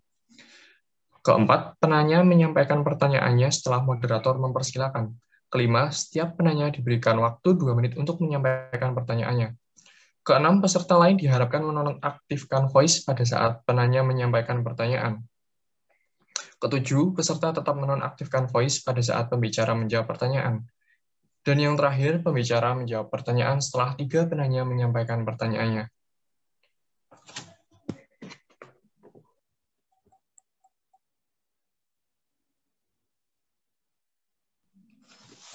Ya, untuk yang mau bertanya dipersilahkan bisa open mic atau lewat kolom chat.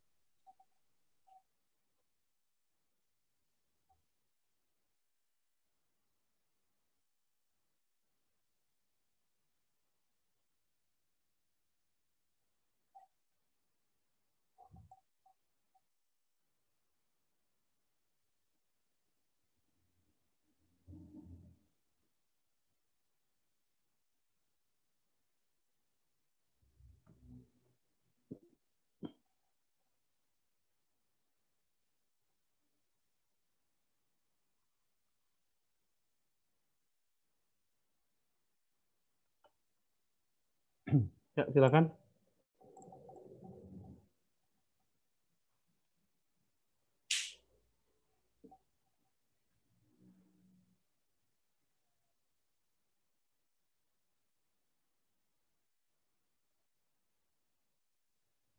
Mohon maaf Rizky, itu ada Mas Yoga Asadi Unggul Wicaksono yang mau tanya. Oh ya, dipersilakan untuk Mas Yoga untuk open mic atau melalui kolom chat. Ya, terima kasih atas waktunya. Terima kasih juga Pak Puji atas pemaparannya yang mind-blowing sekali dan cukup banyak memberikan pencerahan, dan sebenarnya banyak sekali yang bisa kita kulik dari yang disampaikan Pak Puji pagi hari ini. Saya mencatat beberapa. Mungkin memang kalau bisa dibicarakan pendidikan holistik di Indonesia itu kayak sebuah mimpi yang belum juga terwujud sampai sekarang. Karena kalau kita tahu, saya boleh merefleksikan dari pengalaman saya pun belum merasakan bagaimana aktualisasi diri, bagaimana saya mendapatkan satu pengembangan emosional, pengembangan spiritual, dan pengalaman-pengalaman dalam belajar. Kita tahu bahwa dalam holistic education itu kan ada 4 pilar pendidikan yang ingin ditegakkan, yaitu learning to know, learning to do, learning to be, lalu learning to live together. Di sini belum banyak kita mendapat hal ini. Mungkin ada tadi beberapa kekurangan. Yang pertama, sistem kebijakan dan juga sistem pendidikan di Indonesia yang belum siap untuk mengakomodir hal tersebut. Ada inkonsistensi antara ideologi-ideologi pendidikan yang dibawa. Ada kita mengambil hanya parsial-parsial antara mungkin politik lalu ini. Dan menurut saya ini menjadi satu tantangan yang besar bagaimana untuk mengkoneksikan itu untuk bisa jadi satu ideologi yang ini loh Indonesia banget, pendidikan Indonesia banget itu seperti ini. Dan ini menunjukkan kegagapan yang berimbas pada guru. Tadi Pak Puji juga menyampaikan bahwa guru itu hanya dibebani dengan berbagai perihal administrasi, dan ini benar adanya. Banyak sekali penelitian-penelitian yang menyatakan bahwa guru terbebani atas administrasi. Contohnya dalam masa pandemi ini saya menemukan satu survei dilakukan oleh Save the Child tahun 2020 kemarin. Semenjak pembelajaran dialihkan menjadi PJJ itu, guru 2 dari 3 guru menyatakan bahwa mereka mengalami menerima beban administrasi tambahan. Dan padahal 3 dari 4 guru mereka itu merasa bahwa fasilitas untuk melaksanakan pendidikan online itu belum ada. Nah, jadi saya ada satu pertanyaan besar. Sebenarnya bisa nggak sih kalau misalkan pendidikan holistik ini tuh terjadi? Terus tadi Pak Puji, itu pertanyaan di tengah-tengah. Terus Pak Puji muncul, nggak ada sistem pendidikan holistik yang paling sempurna. Yang ada adalah bagaimana memaksimalkan prinsip-prinsip tersebut begitu. Dan mungkin saya nggak bertanya ya Pak, tapi lebih ke merefleksikan hasil dari yang saya dengarkan dari Bapak, bahwa ada beberapa hal yang perlu diperbaiki. Yang pertama, kebijakan dan juga sistem pendidikan di Indonesia harus benar-benar paham dulu lah bagaimana kebijakan tersebut dibuat. Kalau kebijakan tersebut dibuat tanpa adanya satu dasar yang jelas, melainkan satu inkonsistensi dari mungkin pembuat kebijakan, mungkin kebijakan tersebut juga akan tendensius dan juga akan terus dengan oligarki yang membuat kita itu nggak bisa berkembang dengan seluas-luasnya. Kita nggak bisa menemukan pendidikan holistik, kita nggak bisa menemukan ruang bahwa saya berhak belajar A, B, C tanpa adanya keterikatan atau mungkin saya harus leluasa nih seperti itu. Dan tadi yang kedua adalah peningkatan kompetensi sumber daya pendidikan kayak guru, tenaga pendidikan dan sebagainya. Terus yang ketiga adalah bagaimana kita itu menggiring peserta didik khususnya untuk bisa mengikuti pendidikan holistik ini khususnya di masa digitalisasi ini. Karena kalau tadi disampaikan bahwa digital literasi Indonesia itu juga belum bagus-bagus amat. Dari 15 remaja kayak kemarin itu pernah baca dari TikTok kalau nggak salah ada yang menyampaikan informasi kalau dari 1.000 orang di Indonesia hanya 1 yang benar-benar rajin membaca. Ini masih membaca konvensional. Belum lagi ada kemarin yang kasus yang netizen Indonesia yang mengolok-olok pasangan LGBT di Thailand. Di sini menunjukkan bahwa orang Indonesia belum bijak bermedia sosial, kayak masih digunakan hanya untuk semata-mata senang-senang aja dan belum banyak untuk mengeksplor atau mungkin hal-hal positif. Di sini kita bisa lihat bahwa sebenarnya belum siap nih digital literasi orang-orang Indonesia seperti itu, Pak. Jadi mungkin demikian. Tantangan besar adalah bagi kita orang-orang lulusan kependidikan bagaimana untuk selalu kritis dalam menanggapi satu isu-isu tertentu, lalu mengkoneksikannya dan melihat keterkaitan atau mungkin merefleksikan kira-kira kalau misalkan ini terus terjadi masa depan itu seperti apa, dan kita wajib untuk memperbanyaklah untuk belajar atau mungkin dimulai dari kita sendiri untuk memacu supaya kita bisa nih mencarikan solusi lah, katakanlah seperti itu untuk mengatasi masalah tersebut. Mungkin dari saya itu, kalau teman silakan Bapak. Iya, terima kasih. Monggo. Ada yang lain? Ini menegaskan ya, tapi ada titik poin yang terakhir tadi. Mas Muhammad, ini langsung atau gimana Mas Muhammad? Monggo Pak, bisa langsung dijawab. Oke. Ya, baik. Berarti ini membuka pikiran aja kita sejalan ya dengan itu ya. Jadi memang oligarki ini memang perlu kita waspadai. Memang terjadi seperti itu. Nah, bagaimana dengan kesiapan digital kita? Saya boleh bercerita lah. Gini, jadi masuknya teknologi ke Indonesia ini sebenarnya apakah pemerintah melakukan penyiapan secara kultur budaya atau tidak. Yang terjadi kan bukan. Yang terjadi kan adalah sebenarnya di sana, mungkin nggak tahu lah, saya nggak mau mengatakan, tapi di atas sana itu ada banyak broker-broker. Ya. Begitu komputer masuk di Indonesia, coba kita perhatikan teknologi informasi masuk ke Indonesia. Masyarakat secara kultural belum siap, tetapi sudah dipaksakan untuk kemudian teknologi itu masuk. Sehingga yang terjadi apa? Bangke-bangke komputer itu mengisi gudang-gudang. Ya. Kanibalisme komputer terjadi. Ya. Lab-lab tahun-tahun berapa pengadaan komputer awal tuh begitu maraknya, begitu luar biasa, tapi kemudian akhirnya tidak difungsikan dengan baik. Kemudian yang kedua, karena ketidaksiapan itu, ya perspektif di banyak siswa adalah komputer itu adalah untuk hiburan, bukan untuk belajar. Nah, ini kan menunjukkan bahwa ketidaksiapan. Karena apa? Di kita sendiri, digital divide-nya tinggi sekali. Kesenjangan digitalnya tinggi sekali. Ya, antara satu daerah dengan yang lainnya, ada yang pada saya katakan tadi ada sisi infrastrukturnya, kebijakannya, ada yang kemudian masih berbicara soal kaitan kompetensi gurunya. Nah ini karena ya kita tidak ada blueprint yang jelas, kita selalu reaktif, seringkali reaktif.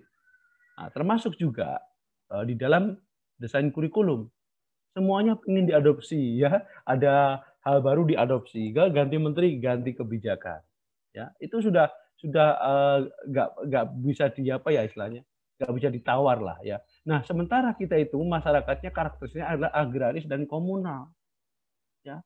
Kalau kemudian agraris dan komunal itu entah apapun teknologi digitalnya kalau belum ketemu belum mantep ya. Jadi disinilah sebenarnya penyiapan secara kultur di kita itu belum selesai, tetapi kemudian begitu masif dibuka dan secara bebas ya pemerintah menyerahkan itu pada mekanisme pasar. Yang mekanisme pasar ya sudah kemudian terjadi di masyarakat ya seperti itu. Jadi masing-masing memiliki perspektif dan paradigma sendiri terkait dengan teknologi. Kebanyakan adalah linear developmentalis. Kalau Anda mendengar kata teknologi, pikirannya kemungkinan di kita juga jujur aja deh. Kalau setingkat kita ya mungkin begitu teknologi. Ada menyebutkan teknologi guru-guru. Suruh gambarkanlah teknologi.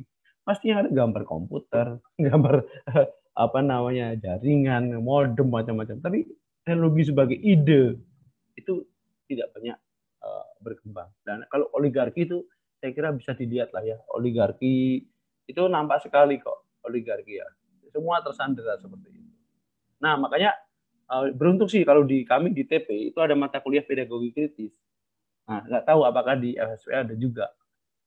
Apabila mata kuliah ini kita tawarkan, apakah teman-teman juga tertarik untuk mengambil misalnya itu kalau misalnya di Merdeka Belajar? Ya, saya kira sementara jawabannya itu aja Mas ya. Kalau kok berkaitan dengan administratif tadi terjadilah. Coba pembelajaran itu adalah sebenarnya idiosyncratic response atau respon budaya, chemistry. Nah, tetapi itu seolah-olah menjadi black box, kotak masif yang rahasia. Interaksi guru dan siswa di kelas itu suatu yang sangat rahasia. Pengawas saja kemudian nggak akan melihat itu. Tapi yang dilihat guru-guru yang terlibat administrasi itu aman, naik pangkatnya cepat, ya. Tetapi pembelajarannya ada belum tentu baik. Ada juga kisah begini. Ada teacher award, gurunya mendapatkan prestasi nasional, mendapatkan prestasi yang baik, tetapi ngajarnya nggak baik, nggak bagus. Guru di Indonesia ini kalau ditemukannya macam-macam. Ada guru satu pilar, ya. Ada guru sok bijak, ya kan? Sok bijak, suka ngasih tahu bla bla bla bla bla begini, kemudian jaga jarak. Ada juga guru komika, ya isinya di kelas itu tertawa, tapi materi nggak tersampaikan dengan baik, kadang tersampaikan, kadang enggak, ya kan? Ada juga guru yang jaim, itu kalau ditemukan pola model guru di Indonesia itu bisa dilihat lah, ya. Mungkin kalau dari uji kompetensi saja yang kemarin kita lihat, uji kompetensi berapa persen sih yang bisa memenuhi standar itu. Nah, ini sangat memprihatinkan karena tadi kita nggak punya rujukan yang jelas. Masuk IKIP dikiranya kelas kedua. Baru sekarang ada sertifikasi, kemudian itu agak meningkat. Tetapi persoalannya ketika sertifikasi turun, apa yang terjadi? Saya coba silakan diteliti aja. Apakah guru-guru kita punya perpustakaan pribadi di rumah? Anda cek aja deh. Berapa bukunya? Ya, sertifikasi itu identik dengan apa? Ya kemudian motor baru, mobil baru, ya. Tetapi bukan menjadi sarana untuk membangun pengetahuan baru. Nah ini masih persoalan. Kemudian yang berikutnya pengawas itu selalu melihat dari sisi administratif, ketertiban administratif. Nah, kenapa tidak ada misalnya di kegiatan MKKS, guru persatuan guru mata MGMP itu tidak lain hanyalah penerusan kebijakan, hanya memberitahu besok kebijakan ini, tetapi tidak ada misalnya aktivitas akademik seperti misalnya ada resensi buku oleh guru diakui sebagai angka kredit. Nah, bukan hanya tadi administratif. Memang rezim administratif ini berat sekali mau dibongkar. Semuanya adalah demi administratif. Coba kegiatan-kegiatan akademik selalu ditelikung oleh kegiatan akademik. Wah, dana ini nggak boleh untuk ini. Gimana pendidikan holistik mau berkembang, kreativitasnya mau berkembang? Oh, ini udah dibatasi. Nih, nggak boleh eligibilitasnya ini standar biayanya begini, ini begini. Gimana? Harusnya anggaran itu mengikuti aktivitas akademik. Tapi kita kebalik. Ya itulah ya jawaban saya. Terima kasih.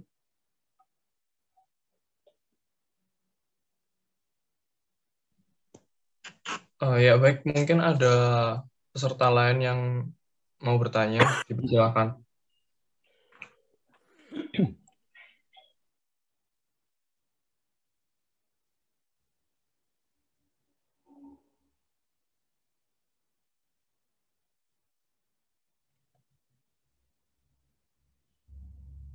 Silakan. Biasanya anak-anak KP ini FSP ya? FSP ya? Betul, KP Pak. Sama dengan AKP sama ya? Betul, Pak. Ya, ini harusnya kritis loh kaitan kebijakan itu ya. Anak-anak KP biasanya kritis ya.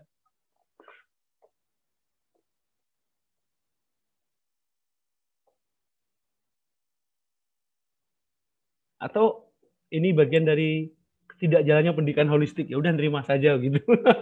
Nggak mau kritik. Bisa jadi, Pak. Bisa jadi ya, itu ya jadi. Ya udah kita biasa gini kok ya, menerima kok itu. Jadi sampai kemudian mau mengungkapkan juga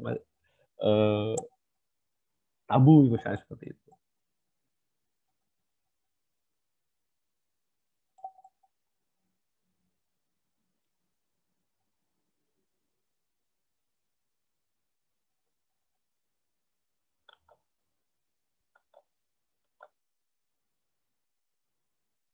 Silakan Mas Moderator.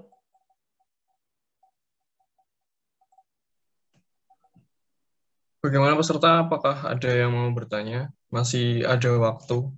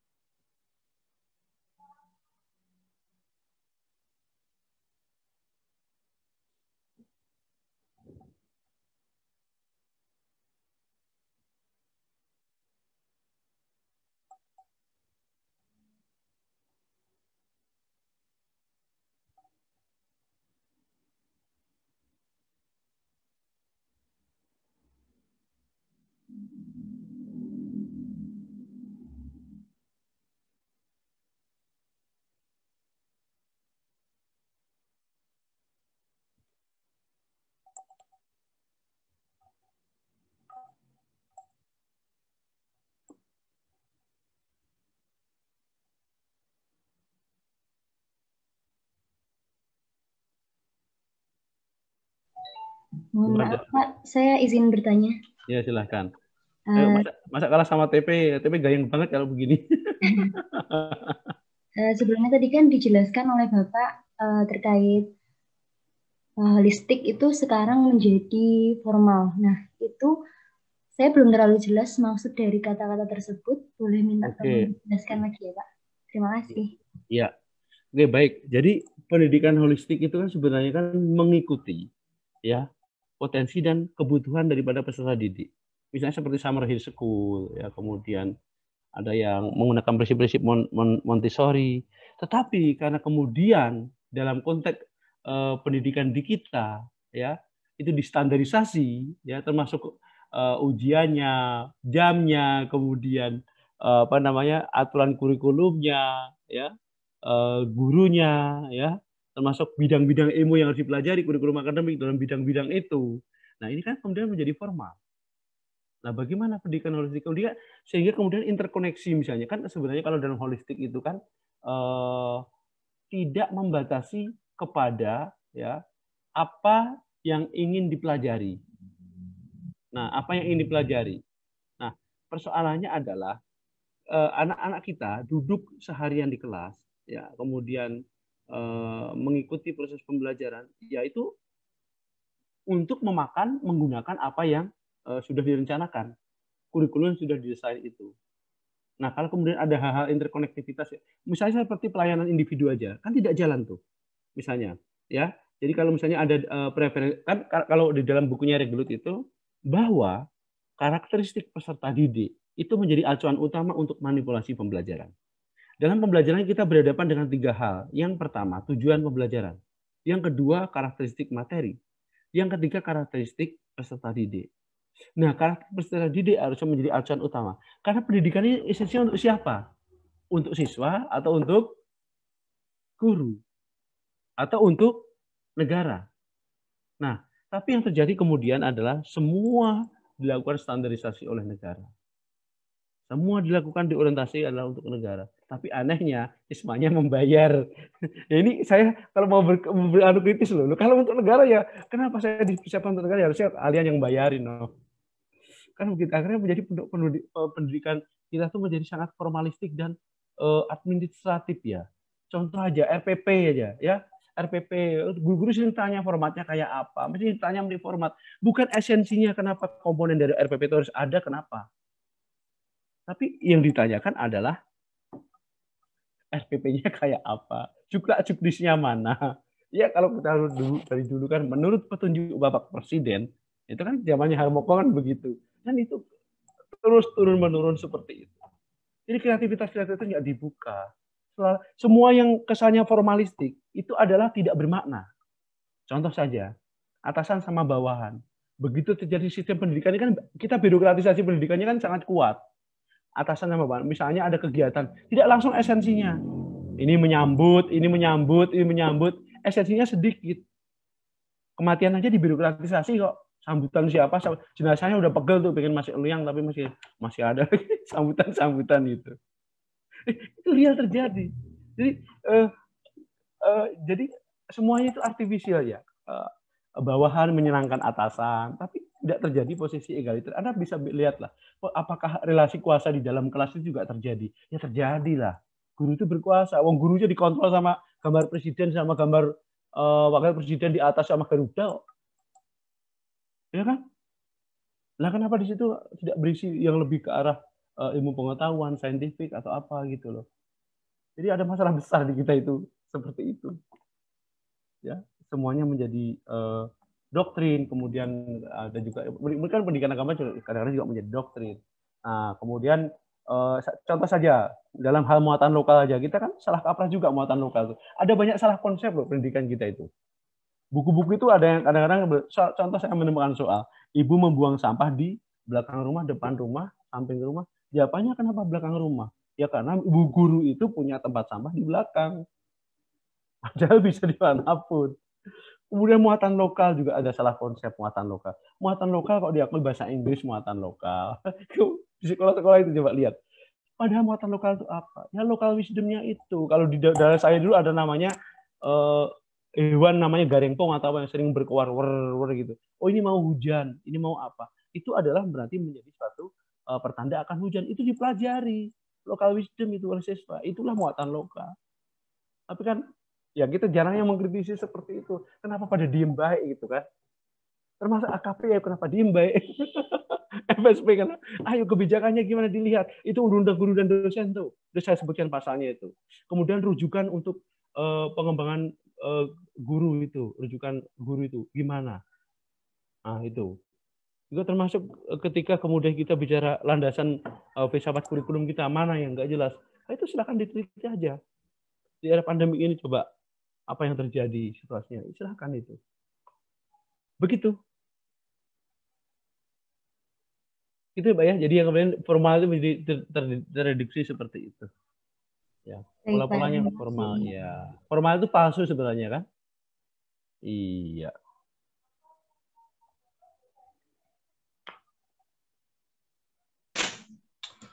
Oke, mungkin masih ada pertanyaan lain dari peserta.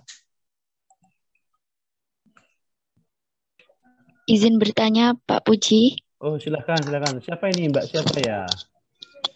Mbak Nisa Sumaya Aulia, Pak, dari KP. Iya, silakan. KP, ayo.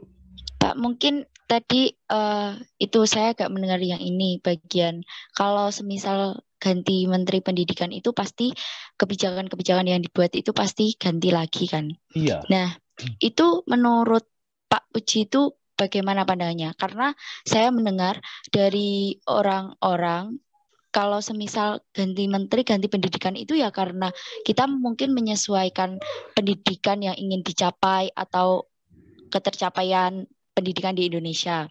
Terus ada yang bilang kalau semisal guru-guru nih yang jadi guru-guru kan yang tahu lapangannya. Wah, kalian nggak tahu, kita semisal nih udah dari menteri siapa, terus udah menjalankan kebijakan seperti ini, baru kita kayak udah jalan nih, udah enak, udah penyesuaian, tapi kok ganti kebijakan lagi. Nah, itu kan mungkin dari yang bawah yang berada di lapangan itu kan harus jungkir balik untuk menyesuaikan dengan kebijakan yang baru. Nah, itu menurut Pak Puji bagaimana? Ya, baik. Ganti menteri, ganti kebijakan itu sebenarnya penyakit mental sebenarnya. Menurut saya adalah penyakit mental. Nah, kita sudah berapa kali ya ganti, kalau kita hitung itu, waduh, ya mulai dari Mendikbud baru, menteri sistem baru ya. Ini kan saya mungkin Anda mengatakan apakah saya antagonis kebijakan di negeri kita ya. Ganti menteri akan ganti kurikulum. Hal ini sangat umum didengar, tetapi bukan saya, kemudian saya menjadi antagonis kebijakan. Ya. Nah, salah satu komponen hasil politik pemilu adalah mengganti menteri. Menteri sangat berpengaruh dalam kebijakan rakyat. Jelaslah, keuangan, ekonomi, kesehatan, dan pendidikan. Pendidikan selalu menjadi incaran lah. Jujur saja, menjadi incaran dua ormas besar itu. Mesti kan ya. Nah, dan biasanya mereka memiliki visi misi yang harus mengacu pada visi misi presiden. Tetapi Kementerian Pendidikan dan Kebudayaan Kemendikbud ini paling sering mendapatkan sorotan. Ganti menteri, ganti kebijakan. Ganti menteri, ganti kebijakan. Nah, itu sebenarnya kalau itu berdasarkan pada hasil review kurikulum, misalnya kemudian perkembangan zaman merespon ya, itu ya tidak apa-apa. Mungkin perkembangan kehidupan global, kemudian ada permasalahan serius di anak ya bangsa, kemudian ada kompetisi dunia, tambal sulam sistem sebelumnya, mungkin peningkatan kualifikasi atau kompetensi, atau fokus politik pemenang pemilu, kemudian ada distingsi kebijakan ya dari kebijakan lama, mungkin hanya bahkan berbeda, tetapi kadangkala tidak memikirkan dampak di bawah ya. Contoh saja, berapa inefisiensi anggaran dari kebijakan perubahan yang sifatnya simpel. Contoh, perubahan nama saja dari kementerian apa menjadi apa, ganti stempel, ganti papan nama, se-Indonesia berapa miliar itu biayanya. Coba. Nah, yang sering repot adalah guru sebagai ujung tombak pendidikan, siswa sebagai subjek pembelajaran, sekolah sebagai pengelola satuan, orang tua sebagai wali, dan LPTK, itu training ataupun juga dinas, ya. Itu menjadi sangat susah. Nah, seringkali pergantian kurikulum juga memunculkan kontroversi, ya. Mungkin minimal harus berganti 5 tahun sekali kan sebenarnya kan. Kurikulum harus berganti 5 tahun sekali. Harus melalui proses yang sangat ketat dalam evaluasinya. Nah, tetapi apakah benar pergantian kurikulum itu bersandar pada hasil evaluasi kurikulum sebelumnya? Nah, ini disinilah kepentingannya. Apakah evaluasi sebelumnya dan kemudian memberikan perbaikan sebelumnya, ataukah seringkali dengan ide-ide baru yang tanpa memperhatikan yang bawah?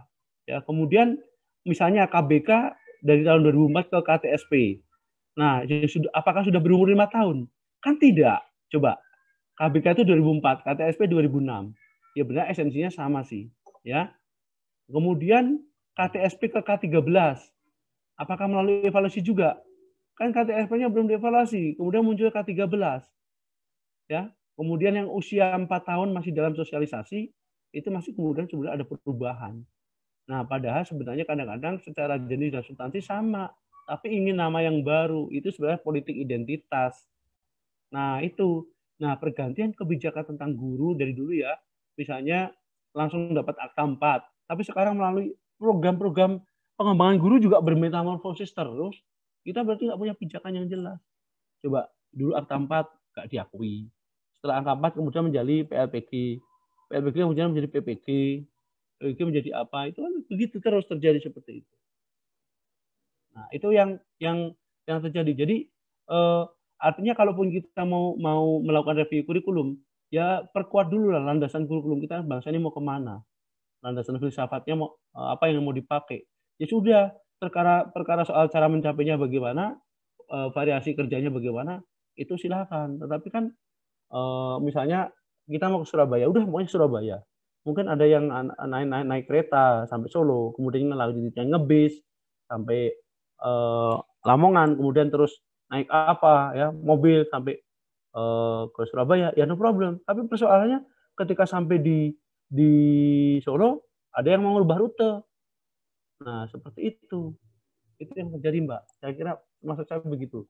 Ini bukan soal antagonis kebijakan, tetapi ya memang begitu yang terjadi.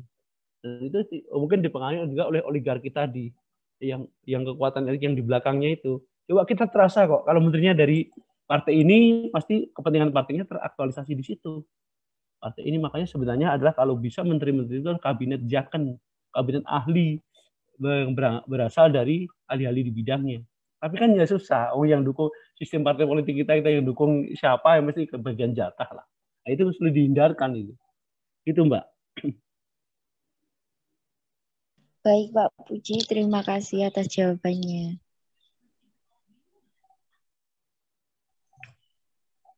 Sedih ya, kita sedih ya, lumayan sedih ya. Saya juga kadang pusing mau mulai dari mana.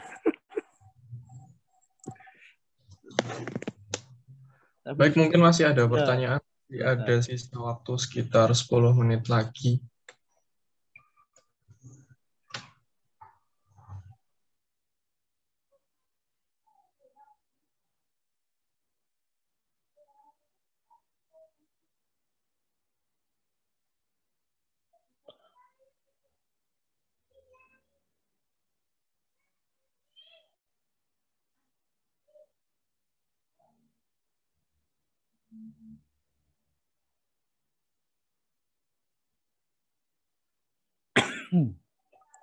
Ada KP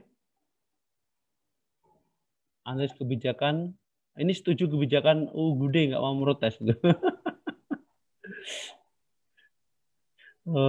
Tapi nyatanya orang-orang yang pendidikan ngajar lebih bagus banyak. Pak, saya boleh izin tanya? Ya silakan. Lagi Pak.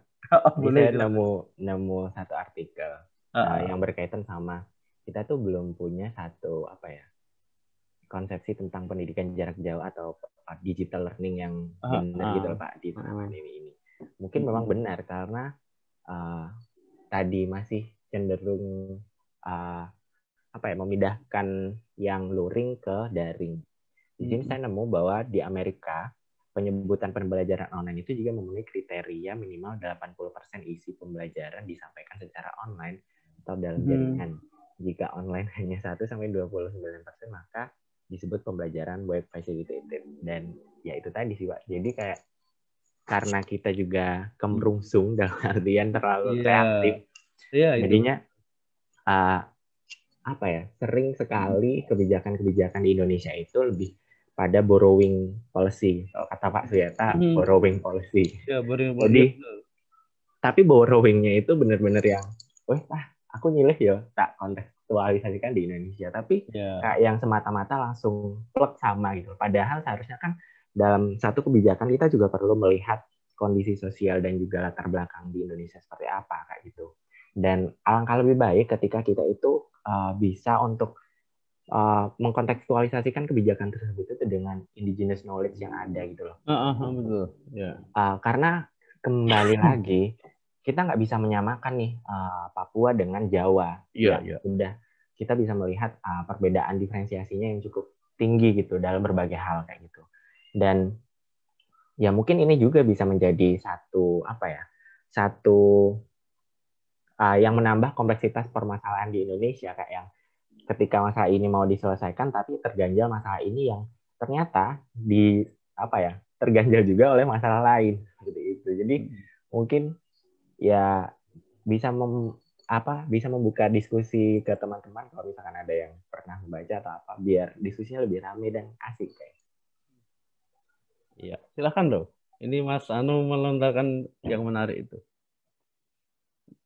Nah, saya melihatnya ya broker tadi, orang pinjam kebijakan ya untuk menjalankan proyek di Indonesia karena ada anggarannya sudah tersedia, mau diapakan pinjam. Betul Pak. Iya. Banyak sebenarnya kayak yang Indonesia Mengajar itu kan juga terinspirasi dari American, dari pendidikan di Amerika. Lalu kayak yang waktu itu zonasi pun itu sebenarnya pinjam dari Jepang. Iya. Dan banyak sebenarnya kalau misalkan teman-teman mau melihat lebih dalam, melihat lebih dekat kalau kata Sherina. Ya proyek tahun anggaran itu kan misalnya ini harus segera, ini bingung untuk apa segera. Anggarannya ada ini nggak habis ya itu. Akhirnya pinjam aja. Aku pinjam tempatmu nah untuk menjalankan proyek ini. Ya. Tapi kayaknya saya nggak nasionalis. Saya justru otokritik ini saya nasionalis. Saya sangat mencintai bangsa saya. Tapi memang sebenarnya otokritik itu penting Pak untuk mengembangkan satu. Bahkan kalau saya sendiri kadang juga mengkritik diri sendiri gitu loh. Dan kalau dikontekstualisasikan di negara kayaknya butuh orang-orang seperti Bapak lebih banyak lagi, karena ketika mungkin kita nih sebagai warga negara yang bisa sadar bahwa ada permasalahan nih di dalam satu khususnya pendidikan ya. Kita sebagai warga negara yang paham tentang pendidikan juga penting untuk melihat dan juga mengkritisi kebijakan ini salah, tapi juga harus dibarengi dengan solusi yang tentunya baik seperti itu. Iya. Ya itu sih Pak dari saya. Iya. Terima kasih banyak atas pencerahannya pagi ini. Iya, sama-sama ya. Kok kemarin larinya ke saya ya? Di VIP kan banyak itu.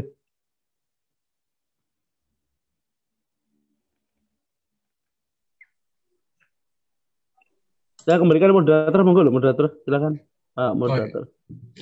Berhubung waktunya sudah semakin siang, waktunya juga sudah habis dari jadwal, langsung saya bacakan saja kesimpulan pada diskusi kali ini, yaitu untuk menjadi manusia holistik, kita memerlukan pendidikan yang holistik pula. Pendidikan pada dasarnya ditujukan untuk masyarakat dan kepentingan umum, namun beralih menjadi sesuatu yang diatur dan dikendalikan oleh kekuasaan dan berorientasi untuk kepentingan negara. Pendidikan holistik sesuai dengan hierarki kebutuhan Maslow, yaitu kebutuhan pemenuhan diri, kebutuhan psikologis, dan kebutuhan dasar. Landasan pendidikan ada 4. Konstruksi sosial, yang artinya pendidikan harus progresif menuju masa depan. Sistematik detail, yang artinya secara hierarki, segala aspek diatur oleh negara. Dan akademik. Kemudian, apakah orang yang mengikuti pendidikan dapat menerima pendidikannya? Itu menjadi sebuah pertanyaan yang belum terjawab sampai sekarang. Pendidikan bertujuan menjadikan manusia menjadi agen belajar yang dapat mengambil keputusan dengan benar. Hal ini memerlukan pengetahuan dan pengembangan bakat. Namun pendidikan masa kini hanya menjadi formalitas yang bertujuan untuk mendapatkan ijazah. Pendidikan holistik seharusnya menjadikan siswa menjadi lebih bahagia, percaya diri, dan ramah, menjadi kreatif, mempelajari hal baru, dapat memahami makna dari apa yang dipelajari, serta pandai mengekspresikan pikiran dan memahami orang lain.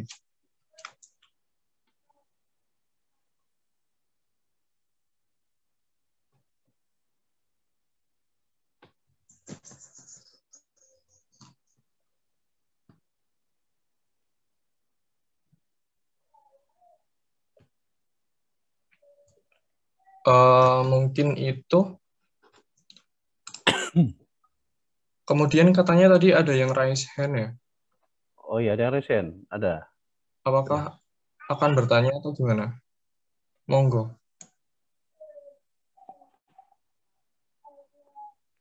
Ya Mas ini. Sini, lihatin itu.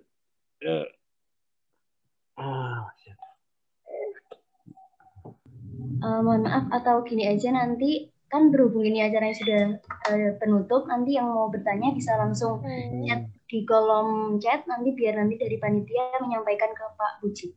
Gitu. Oh ya, baik, begitu saja. Yaudah, acara pada hari ini kita tutup. Sebelum acara ditutup, ada sesi dokumentasi terlebih dahulu. Dimohon untuk seluruh peserta untuk mengaktifkan kameranya. Ini nggak apa-apa, ini ada si kecil nih.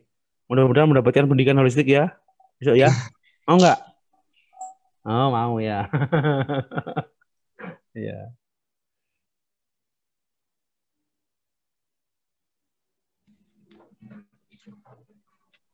Ini mohon maaf, ini ada 2 slide, nanti saya ambil 2 kali foto ya. Ya, boleh sih. Silahkan Mas Ari. Saya hitung ya. Foto adik Abbas, foto. 1, 2, 3.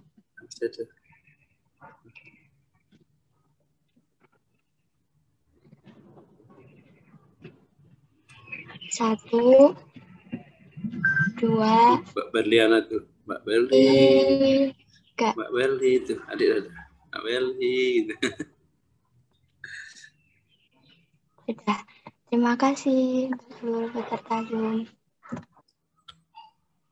Iya, terima kasih. Untuk mengakhiri acara pada siang hari ini, kita tutup dengan berdoa menurut kepercayaan dan keyakinan masing-masing. Berdoa dipersilahkan.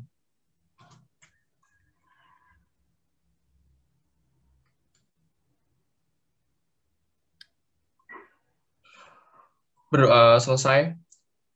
Demikian kegiatan kita pada hari ini. Saya selaku moderator mohon maaf apabila banyak kesalahan dan kekurangan. Terima kasih atas perhatiannya. Wassalamualaikum warahmatullahi wabarakatuh. Waalaikumsalam warahmatullahi wabarakatuh.